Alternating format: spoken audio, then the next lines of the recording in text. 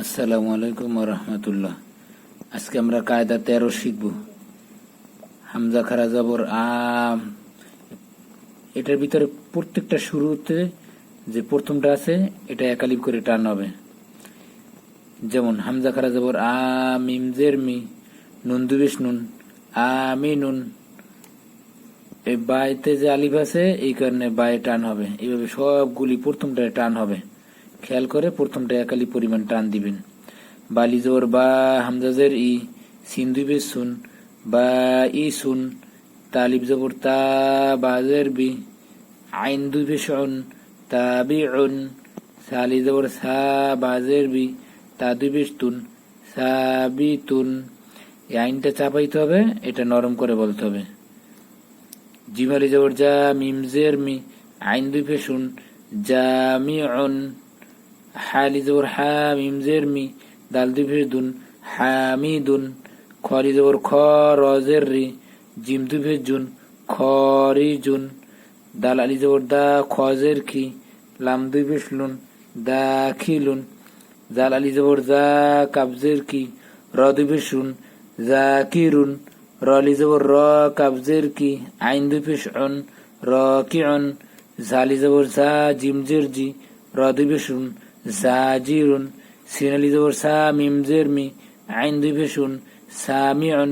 শিন আলি জবর সা, কাবজের কি, র দুই পেশ শুন, শাকিরুন।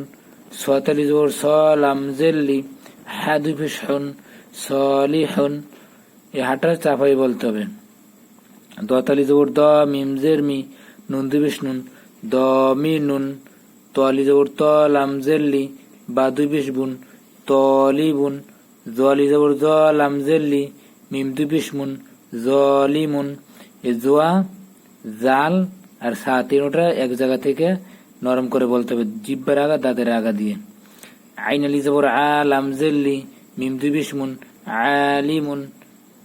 এই আইনটা আর এই হাটা আর এই হা এগুলি চাপাই বলতে হবে গলার মাঝখান থেকে। গয়নালি জবর গ, সিনজের সি, কব দুই পেশ উন, গ সি গুন।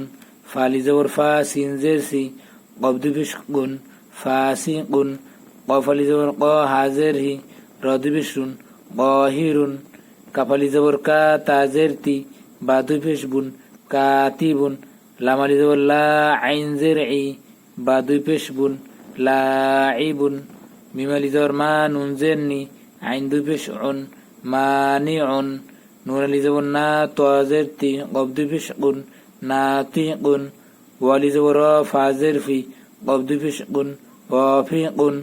হালি জবর হা, লামজের লি, কাব দুই পেশ কুন, হালিকুন। লাম আলি জবর লা, হামজা জের ই, কব দুই পেশ গুন, লাইকুন। হামজা আলি জবর আ, সাজের সি, মিম দুই পেশ মুন, আসিমুন। ইয়ালি জবর ইয়া, বাজের বি, সিন দুই পেশ সুন, ইয়াবিসুন। আজকে এই পর্যন্তই। আসসালামু আলাইকুম।